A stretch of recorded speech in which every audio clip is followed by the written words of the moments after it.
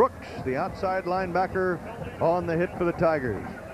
If they can make the straight-ahead handoffs go, it sets up everything else in their offense, particularly the fake of the handoff, the fake of the pitch, and then the pass play off the running fake. Coach, excuse me, Merle, isn't this a team that does everything to set up everything? They seem to just do everything at all times. That's what they're trying to do every time, is make them come up with a defense that they're not ready to handle. Third down and short. Perry is, I believe, short of a first down, as Steve Rehage and Sean Burks, the strong safety and strong inside linebacker, make the tackle. They may want to take a look at this. You know, one of the things we haven't seen tonight, I don't recall seeing anyway, is the no-back offense that's set for Baylor. I think they're a little bit worried about getting a strong pass rush without any backs there to protect the passer if the blitz comes. How close? That close. Short of a first down. You know, when he came aboard at Baylor, there were some who suggested that the Baylor football program was down so badly that Baylor should get out of the Southwest Conference. Well, Grant Teaff changed all that in a hurry. Third down. And a screen out to the right side going to Perry, and he is chased out of bounds by Mike DeWitt. 18, the free safety. Oliver Lawrence, 99, the outside linebacker. And it is fourth down for Baylor. Now that the first time that they've gone with the screen, you can see Mickey dropping back, and the blitz is on. And normally when the blitz is on and you complete the pass, you're going to make something on the screen, but it was a marvelous defensive play, and DeWitt came up and stopped it for little or no gain. 9 yards. That took place back in the first quarter. That's the only tally that LSU has come up with tonight.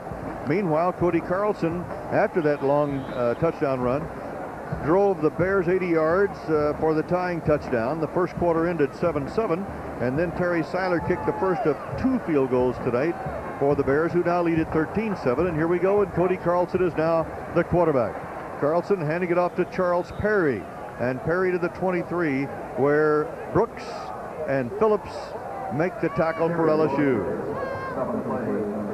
As you have no doubt noted, we have talked about many backs tonight for Baylor. McAdoo, Ball, Rutledge, Williams, Sargent, Perry, Stockemer, and they've all handled the ball.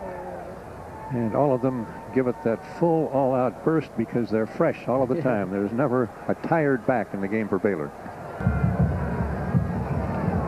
Carlson hands off. Perry has the first down with plenty to spare. Carrier and Burke stop him near midfield. That's one of the few times that the handoff has been handled well enough to have the LSU defense playing the quarterback and the pitch man and not really concentrating on stopping the handoff first. Matt Clark wide to the left side. Eights coming back in motion to the left side. What a first down call for Baylor. As Carlson hands off to Perry, and Perry, the highly regarded freshman, down to the 28-yard line of LSU, and he runs into Chris Carrier and Steve Rehage, the 2 safety men, a gain of 11. Well, there's another one. It was a draw play. It was like a little slip draw, and they caught LSU looking for the pass, and this is what they've done all night. They just shook it up. He just held his ground, waited for Carlson to hand him the ball, and as you can see, the secondary has to come up and make that tackle. A linebacker, defensive lineman should be there to stop that, and they weren't. Third down, about 2. Matt Clark splits out wide to the left side. I thought they'd be in the tandem, but they're not. And in motion goes Ben Baker. Charles Perry, first down Baylor to the 38. Toby Caston, the weak side linebacker, makes the tackle. Boy, this guy has been very active, and we've talked a lot about Michael Brooks, and we should. He's everybody's All-America. And you mentioned earlier, Kevin, that Toby Caston plays in the shadow of Michael Brooks. He's a junior from Monroe, but he is an outstanding linebacker. These guys are bookends. One 6'1", 228. The other, according to the book, is 6'1", 228. And they're both fast, and they just play great football, and they'll both be back next year for LSU. 9 Baylor ball carriers tonight have gained 172 yards. Perry, the freshman, to the 45, and short of a first down by a couple is Oliver Lawrence, number 99, a freshman out of Monroe, Louisiana. Outside linebacker making the hit for the Tigers. Eastern Airlines. I know. Charles Perry Perry for a first down across midfield into LSU territory where Toby Caston and Oliver Lawrence stop him. So Baylor running the clock, leading. College Station, Texas, some 70,000 fans on hand, and we're expecting a wild one. The Baylor Bears and the Texas Aggies, Southwest Conference football action. If you've just joined us, the Bears got on the board very quickly. Carlson to Randy Rutledge. He scampered 52 yards. Jackie Sherrill, I'm sure, was stunned to see that. A few minutes later, it was Matt Clark, a 2-yard run for the touchdown. After a long pickup by Carlson of 58 yards, Seiler added a field goal. And then finally in the second quarter, 2 straight touchdowns by A&M to make it a 17-14 ball game as Charles Perry bangs through the left side, close to first down yardage. Charles Perry, incidentally, the only player on this Baylor club to come from Bryan, Texas. There are 4 players on the A&M squad from Bryan, including Bernstein, the outstanding tight end. And Bryan, Texas is just over there. We can see it from where we are upstairs in the broadcast position. It was, in fact, a first down for the Bears. We got 2:01 to go in the first half. Baylor up by only a field goal at the 19-yard line. Perry to the 23-yard line. Perry last week did not play in the SMU game with an ankle sprain. He has been used sparingly so far today. Sports presents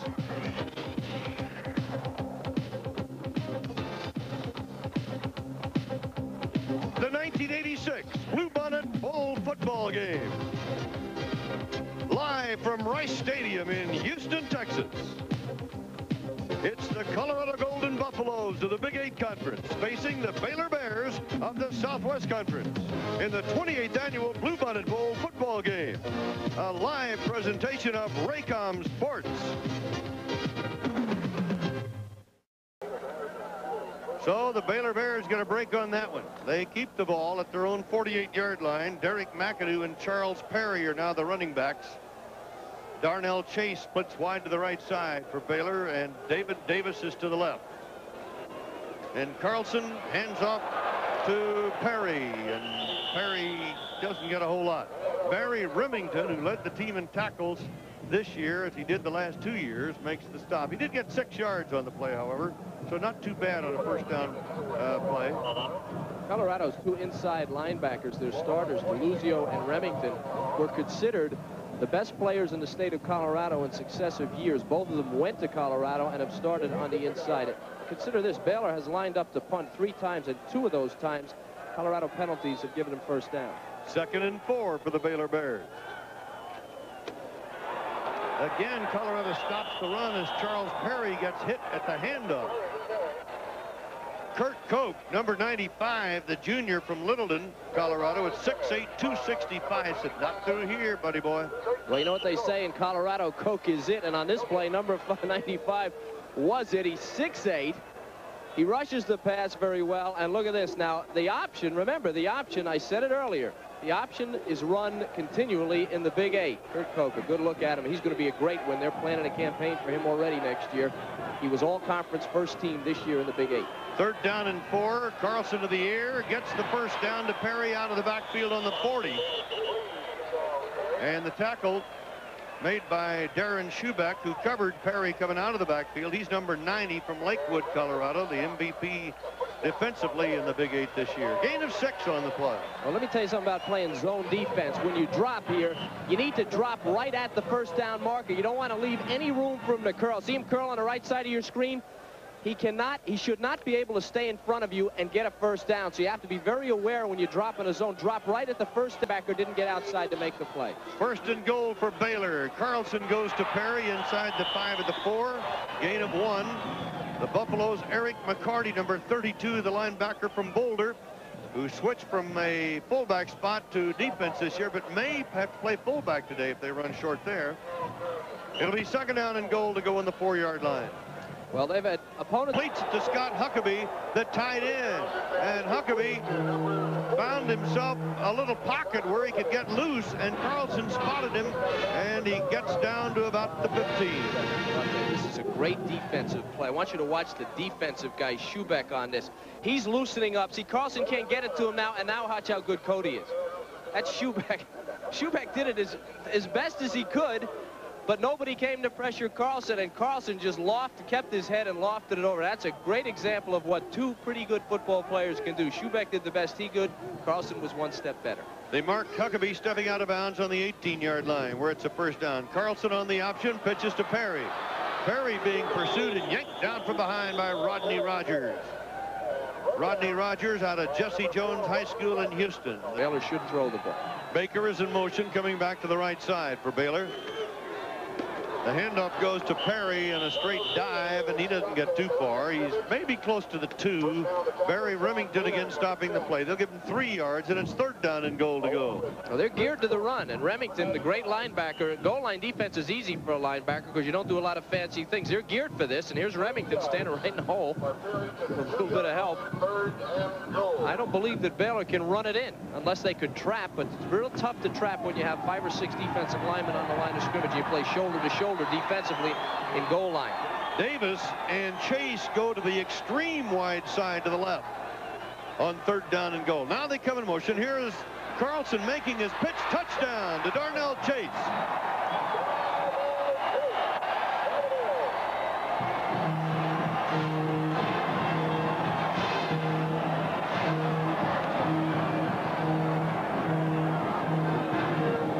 Our view from upstairs. Nice view here at Rice Stadium, which holds 70,000, by the way. Perry gets the call, sliding out off his own right guard and tackle between Bates and Robinson, where DeLuzio, or Remington rather, makes the tackle. A gain of 3. Terry Seiler on the 4th down will come on with a field goal unit. The defense finds him too. Clark has caught 3 passes for 58 yards for Baylor. First down at the 43.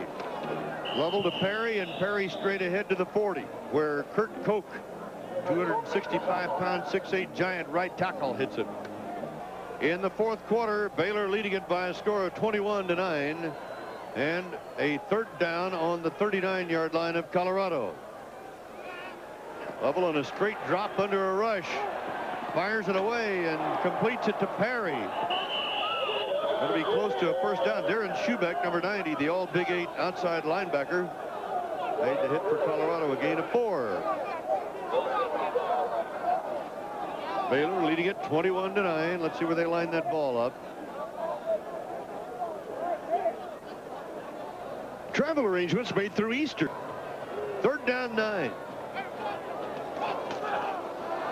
Lovell on a straight drop, being pursued, fires away to the near sideline to Perry at the 41, so he didn't get a lot, maybe 3. Eric McCarty, number 32, was there on the coverage, and it's 4th down for Baylor. And once again, the punting unit comes on.